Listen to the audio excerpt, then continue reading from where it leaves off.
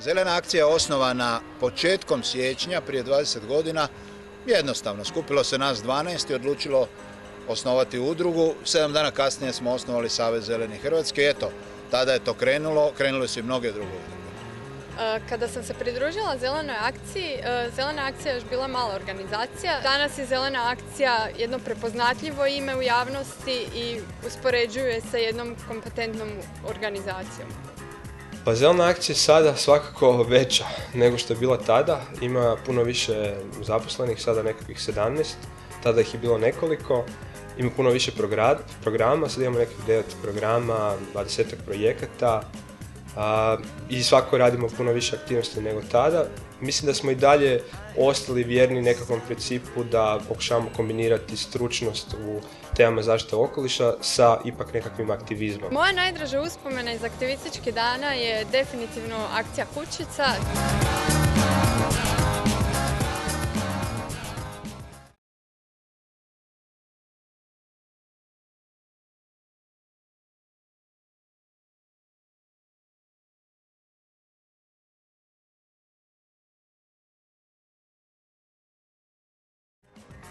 Bilo je više programa, ali ja osobno sam ponosna recimo na 3 projekta na kojima sam stvarno zdušno radila. Jedan je Zeleni telefon Zelene akcije. Zeleni telefon je počeo s radom 1992. znači već 2,5 godine skoro. I u tom vremenskom periodu primili smo preko 2000 poziva. Jedna od rijetkih institucija koja se brine o onečišćenosti je Zeleni telefon. Tamo primaju telefonske pozive građana koji ih obavještavaju o crnim ekološkim točkama hrvatske metropole i njezine okolice. Mi dalje prosljeđujemo poziv odgovarajućim organima uprave, vlasti, policiji, kome već treba. Sa Zelenog telefona izrodile su se mnoge akcije, evo na primjer Reli, Ponikve koje su godinama išle i tu još i naravno Karbon i tako dalje. U 7 godina rada Zelena akcija puno je učinila za grad, a povremenim akcijama na terenu svojim primjerom pokušavaju utjecati na ekološku svijest građanstva. Upravo s tom svrhom organizirana je i akcija Ponikve 97. Ja sam voditelj programa otpada i programa nadzora međunarodnih monetarnih institucija i zajedno sa Tihanom Tarandek u sklopu ta 2 programa radimo na projektu spalionice u gradu Zagrebu.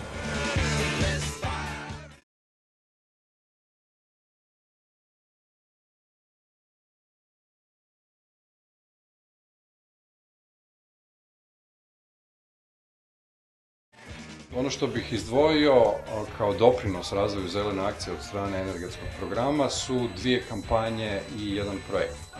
Prva kampanja je kampanja SOS za Velebit. Naime, 1997. Zelena akcija je pokrenula kampanju protiv izgradnje termoelektrane na ugljen u Lukovom Šugarju. Kampanja je završila uspješno i mislim da je izuzetno važno po tome što je to de facto bila prva prava kampanja na nacionalnoj razini koju je Zelena akcija radila.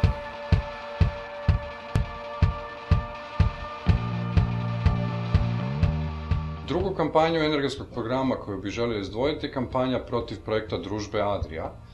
Ta kampanja isto završila sa uspjehom, dakle projekt je odustalo se od samog projekta.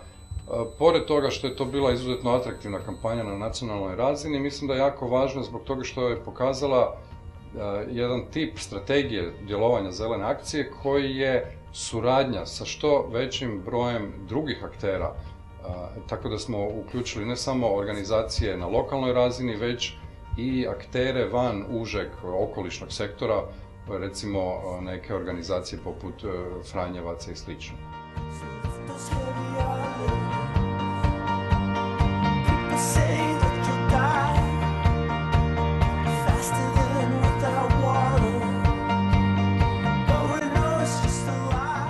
Pored tih kampanja, postoji jedan projekt koji bih želio izdvojiti, to je projekt Solarna akademija na otoku Šolti.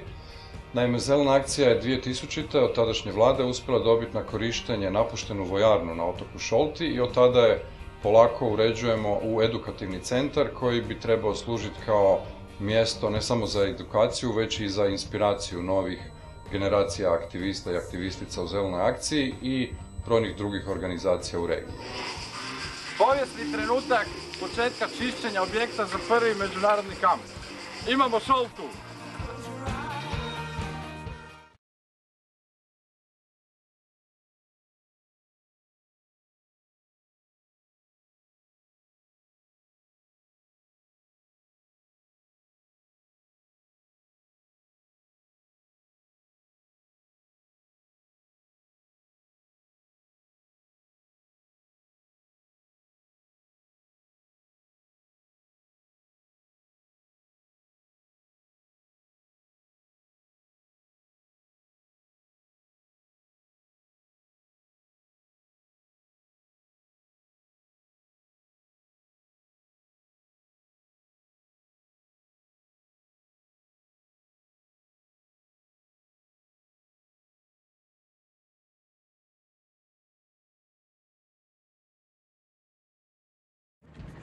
Friends of the Earth International je najveća mreža udruga za zaštitu okoliša na svijetu, a Zelena akcija joj se priključila 2000. godine. 2004. godine organizirali smo konferenciju međunarodne mreže i njenog europskog ogranka u Stubičkim Toplicama i u Zagrebu, gdje smo imali priliku ugostiti preko 120 ljudi iz 70 zemalja cijelog svijeta.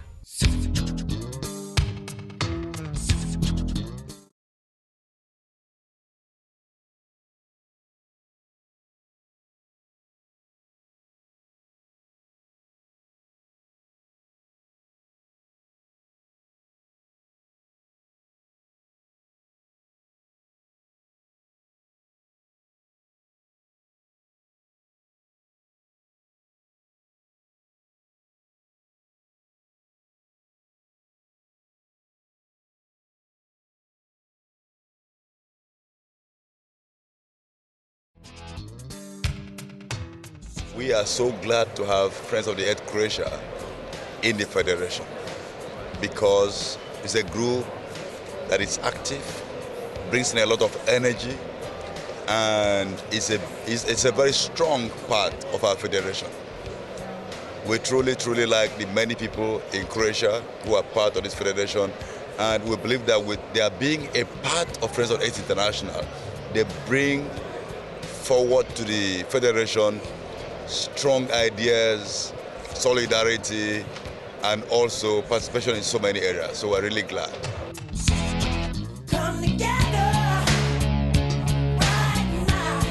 2007. godine aktivistička grupa se aktivno uključila u osnivanje i razvoj Young Friends of the Earth Europe mreže. Ove godine na Šolti organizirali smo veliku konferenciju za mlade aktiviste iz cijele Europe kao dio priprema za međunarodne klimatske pregovore u Kopenhagenu.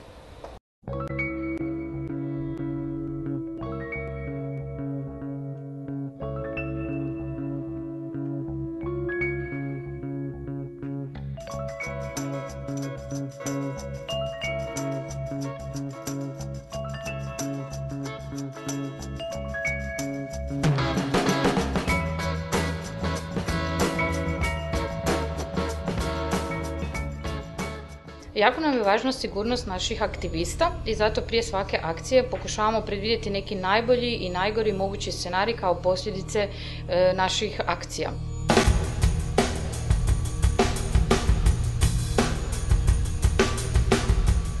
Zelena akcija je the best. I tad sam bio ponosan i danas sam ponosan, samo mislim da je to i opasnost.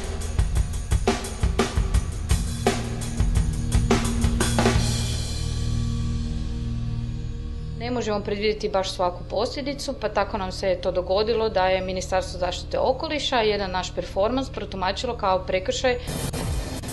Ministarstvo zaštite okoliša tužilo je Zelenu akciju zbog performansa nakon kojeg su u ožujku pred zgradom ministarstva ostavili 50 kantica boje i lakova u obliku upitnika. Zbog odlaganja opasnog otpada u okoliš prijeti im 700.000 kuna odštete. U Zelenoj akciji tvrde da ih žele ugasiti.